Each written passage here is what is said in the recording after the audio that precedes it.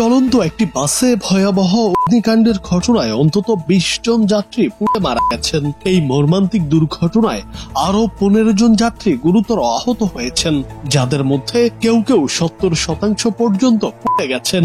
এই ঘটনা ঘটেছে ভারতের রাজস্থানে। এক প্রতিবেদনে এমন তথ্য জানিয়েছে সংবাদ মাধ্যম এনডিটিভি।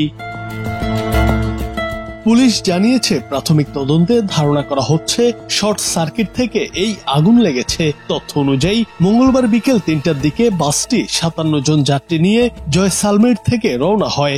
জয়সালমের যোধপুর মহাসড়কে বাসটির পেছনের অংশ থেকে ধোঁয়া বের হতে শুরু করে। চালক রাস্তার পাশে বাসটি থামালেও মুহূর্তের মধ্যেই পুরো গাড়িতে আগুন ছড়িয়ে পড়ে। দেশটির সংবাদ মাধ্যম এনডিটিভির প্রতিবেদনে বলা হয়, খবর পেয়ে ফায়ার সার্ভিস ও পুলিশ ঘটনাস্থলে পৌঁছে আগুন নিয়ন্ত্রণে আনে।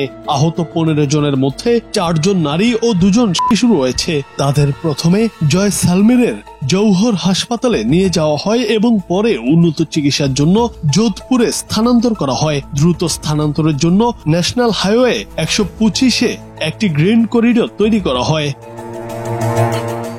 এদিকে দুর্ঘটনার খবর পেয়ে রাজস্থানের মুখ্যমন্ত্রী ভজনলাল শর্মা মঙ্গলবার গভীর রাতে জয়সালমের পৌঁছান এবং দুর্ঘটনা কবলিত বাসটি পরিদর্শন করেছেন। প্রধানমন্ত্রী নরেন্দ্র মোদী এই প্রাণহানিতে গভীর শোক প্রকাশ করেছেন। প্রধানমন্ত্রীর দপ্তর থেকে জানানো হয়েছে, প্রধানমন্ত্রীর জাতীয় ত্রাণ তহবিল থেকে নিহতদের নিকটাত্মীয়দের ২ লাখ রুপি করে এবং আহতদের ৫০,০০০ রুপি করে আর্থিক ক্ষতিপূরণ দেয়া হবে।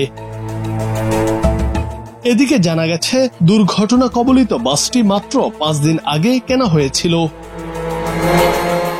জুনায়েদ আহমেদ, বাংলা টিভি।